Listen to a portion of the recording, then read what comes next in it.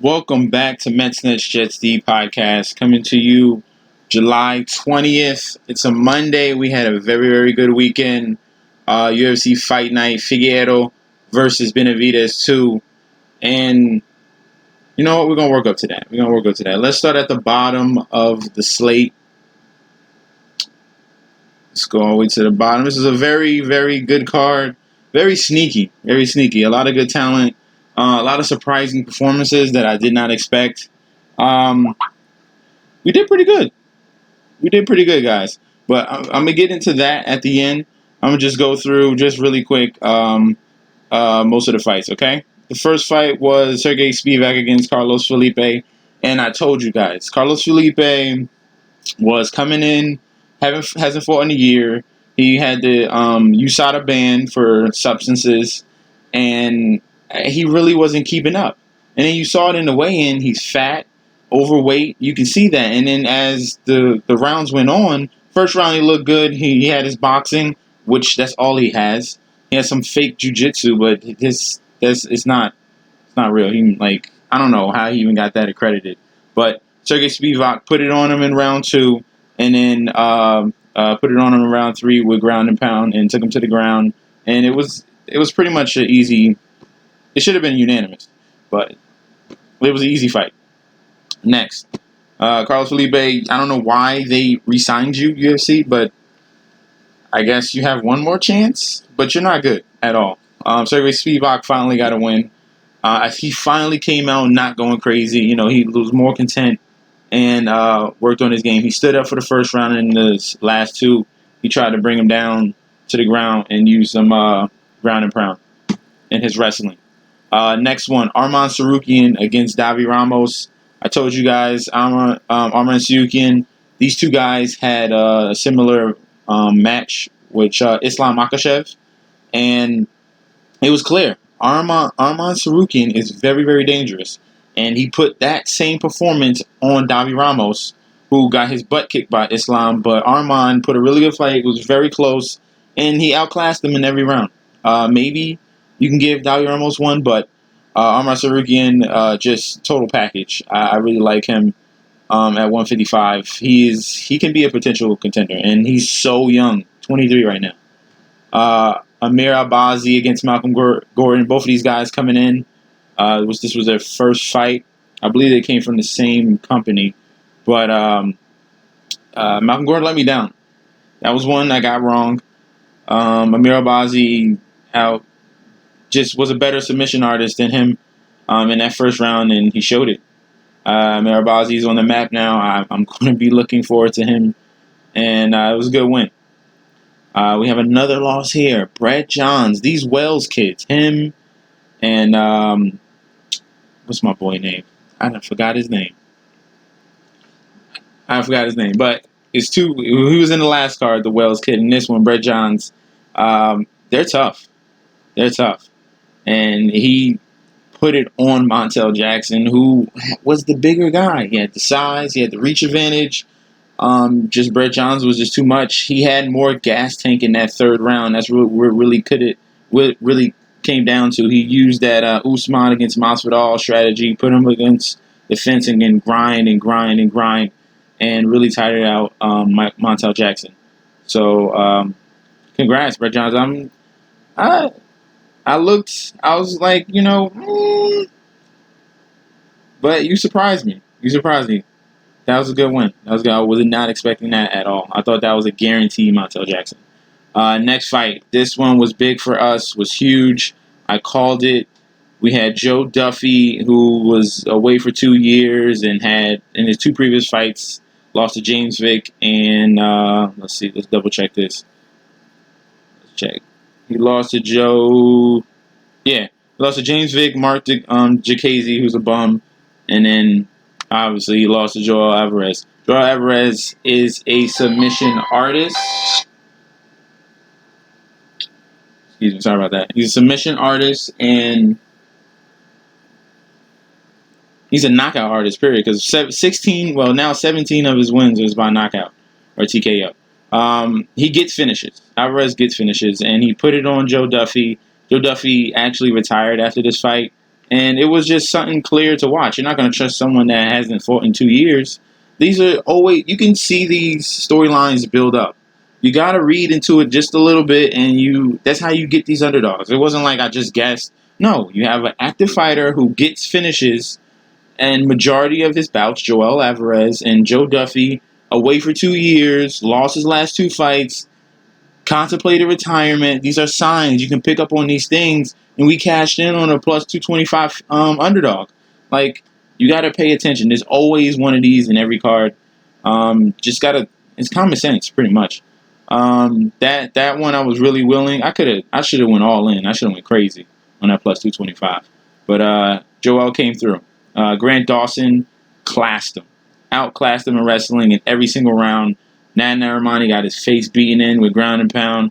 Grant Dawson is determined monster. He was mad that one of the judges didn't give him, like round 2 or 3 when they read off the numbers. He's determined. This man wants perfection. He wants domination every 3 rounds, and Grant Dawson is a scary dude at 150. This fight. That is, you were looking all right. Roman Dialisi has the knockout power. He showed up. He looked good. This was another guy that was popped for USADA for illegal banned substances. That's why I was kind of away from him. And he was also away from fighting for about a year. Caddis was like on his last leg of UFC. He needed to win this fight. And unluckily, Roman throws a huge right leg kick. And Caddis leans in. So instead of getting hit with a foot, he got hit with a knee. And he hit the ground, and then Roman hopped on and finished him off. Yeah, you're out of UFC. Sorry, bro. We got new talent. I like to see Roman Dialisi. At least I know that it wasn't the drugs. Like, sometimes these people, you get them off of banned substances, and they're not the same dude. But Roman showed up, and you got a good knockout.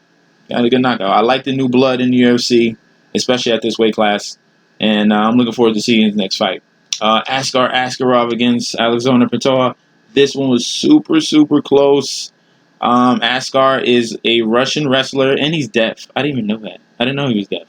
But this dude it was very close. He dominated the first 2 rounds. Pantoja you can give him the third down because he knocked Askar Askarov down. He got a legit knockdown. But the judges gave it to him the other 2 rounds. And he did look good. He is annoying. It's like a little pest. Just stays on you and he uses grappling. And he really tired out Alexander Pantoja. But this is another guy, 12-0, second and third fight, and is moving up in the ranks now. This was a good win over Alexander Pantoja, who's a very good veteran, has a lot of good wins on his record. And he fought Figueiredo, but lost. But this... You're not going to have that fight now. So this is good that Askarov won. So he can fight maybe Figueiredo one day. Not Alexander. I don't want to see that rematch again. You got dominated. Ariane Lipski. Oh, my God. Against Luana Carolina. I was leaning. I had Lipski. I like Lipski. Because, like I said, UFC trying to promote her. Trying to give her some easy wins. Let me pull this up real quick. I want to see I want to show you what she did to this girl.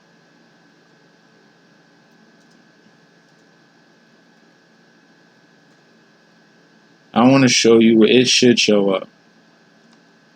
Once I hit images, it should show up. And if not, oh, there you go. That's what I'm talking about. She got this girl in this knee bar, and it bent all the way back. She instantly cried, Ariane Lipski. That's what I'm talking about, girl. That's what I'm talking about. This is good. This is good.